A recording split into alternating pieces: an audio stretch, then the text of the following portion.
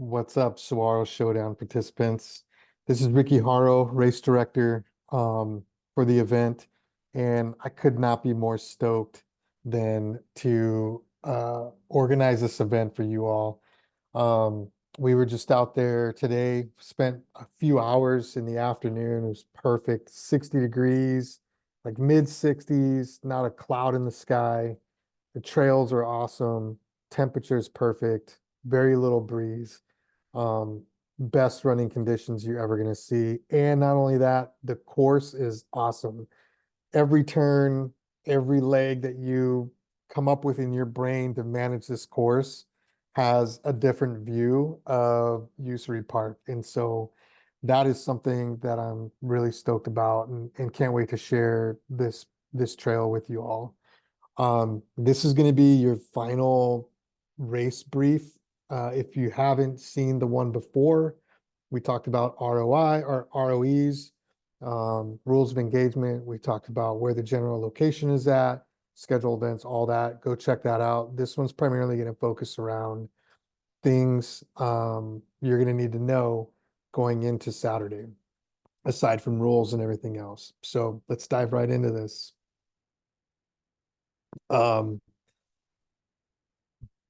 This right here is the schedule. None of this has changed so far. There are a few tweaks to the route that we did. I'm going to brief all that stuff out. Good thing is you guys don't know what the route looks like. So you're going to get a few nuggets of information in here. But as far as schedule events, everything's good to go. Course is going to be open to preview at 5 p.m. It's going to be up and running, ready to go. I'll be out there as well. So if you want to pick up your bib during that time frame, you can. Um, Dry camping only. Try to stay and lay low. Usually, once we get into the evening, things are good to kind of bust out and do all your camping stuff in the parking lot. But I would just say just kind of stay clear of that and don't have a full scale camp going on in there. There is a camp host that's inside of that particular parking lot.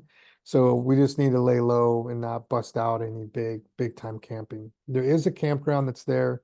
You can try to get in. I didn't see any anything open for next weekend, but it's possible. Um, the park fee, there's $7. We'll cover that here in a little bit. You pay that, make sure you have the receipt on the dashboard, and you should be good to go. Saturday, January 20th is when we kick everything off. You can pick up your race packet at 0700. It's really not a packet. We're just going to give you a bib. That'll happen at 0700 to 0730. At 0730, we're going to do a crew brief in the racer corral. If it's super cold, we may do it. If there is no fire ban, we may do it around the fire so everybody can still stay somewhat warm. And then at 8 o'clock, our first yard starts. For those of you that didn't see where Usuri is at, we're in the Usuri Mountain Regional Park, which is on the far east side of Phoenix. If you're staying in the downtown area of Phoenix, you're looking at maybe about a 45-minute drive. I would maybe just plan to drive in and give yourself an hour to get there. If you're coming in from the North Phoenix, for sure, it's a solid hour of driving. All right. I briefed you on some general plans around what the start and finish is going to look like, and that has slightly changed. So we're still in the trailhead. It's a very large trailhead. We're talking probably 300 yards in length from north to south, and maybe about 100 yards across from east to west.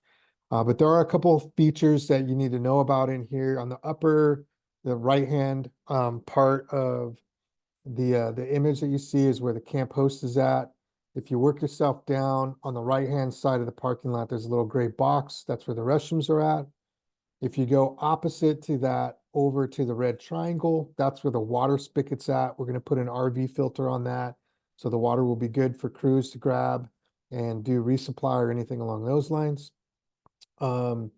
The brown box is going to be a roped off area, and that's primarily going to be to keep everything an area clear for runners, crews, and stuff like that. And I'll brief out what specifically that's going to get used for down the road.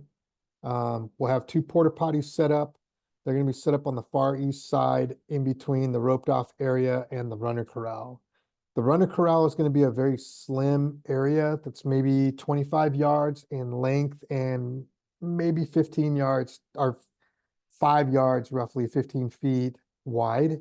And it's going to be at the start of where it's at. So the ROEs is basically you cross that and you're in that box, you're good to go. There is enough room all around this bottom section. You know, like I briefed out last time, there's a pavilion on the very bottom that's just to the west of those two blue dots of the porta potties. You can set up tents all in that spot. You can set up tents all around the runner's corral. I'll be out there for where you can set all stuff up. The little round circle in the far kind of southwestern edge is the fire pit area. And all of that is flat. So you can set up tents and all that kind of stuff inside of it. Park fees, $7. Put the stuff on the dashboard. Okay, runner's loop, 4.1667. This is super awesome because the entire loop, without having to do a small little out and back and sucking up distance a wide variety of different ways, is literally this distance. So it's awesome. It's mostly groomed with some road. We call it Arizona Rocky. Some of you might call some sections on this route technical. I wouldn't consider it. I'd just be more Arizona Rocky. We were riding mountain bikes all through there, so not a big deal. Roughly 2-ish miles downhill, 2-ish miles uphill. That's kind of the general idea of it. 230 feet of ascent and descent. You're going to see all of that probably in 2 miles down and literally all of it in 2 miles up. The Rucker Loop, 2.25 miles during the day. Again, it's mostly groomed single track. You're going to be going in and out of some different washes. That's relatively soft, so just be careful in those things. 1-ish mile downhill, 1.2-ish miles going uphill. 115 feet of vert, both up and down. Now, in the evening, we are going to switch to an out and back. So the runner is going to be, if the runner and the rucker are going to be on the same route, there is going to be a rucker turnaround and the runners will keep going through that to their 2-mile turnaround, 2-ish mile turnaround, and then they'll come back. So the first mile of this route is actually on trail, and then the rest is going to be on dirt road. So for the ruckers, your majority of the route is going to be on trail. You're going to get on the dirt road. You're going to go down just a little bit. You're going to hit the turnaround and you're going to come right back. We'll have a means for us to be able to track that you've made it to the final point and you're on your way back. The entire route for the 4.166 miles is 150 feet. So you get a little bit of some flatness over the night. For the runners or for the ruckers, I'd probably just cut that in half and that'd be about right where you're going to be with your vert. Crew tips. There's plenty of space to set up. First come, first serve basis. I would say that be ready for not only just the runners, but yourself for sun exposure and cold nights. So make sure that you're good to go. We've been experiencing some pretty cold nights here, at least for us Arizonans. In the early mornings from like 4 to 6, it's dropping down into the 30s. We did see a 29 degree the other day. It's supposed to warm up a little bit more, but it's going to be pretty cold out there. So make sure that your runner as well as yourselves are equipped for really good, warm, awesome days, and then pretty cold nights as we go into that. As long as we're able to burn fires, we will have the campfire out there. We'll have plenty of wood to go along with that. There's several barbecues all around. So if you're looking to try to cook something or warm something up for your crew or for your runner, you can. Like I said, there's plenty of space. I would just, think about like a 10 by 10 area is about as big as you want to go. With that, I would say too, is if your runner leaves a route during the day of Saturday, try to get your stuff out and let some other people move in, especially if you got super close to the corral. Have water containers. All this stuff is pretty much straightforward. There are a few resources that you should be aware of. Target, Bashas', Walgreens. any kind of grocery store or utility type store that you're looking for is within about 15 minutes from the parking lot. Um, you can get there and you can come back probably within the same yard and not have to be there to support your runner. If you're looking for coffee or anything along those lines, you're looking at more of about a 20-minute drive. So just some things to think about as we move into this week. I'm looking forward to seeing you all. If you've got questions or anything along those lines, feel free to email me and be good to go. I'll be out there most of the day on Friday, so um, feel free to hit me up. Cell phone is limited in that area. We were getting between 1 bar and 2 bars out there.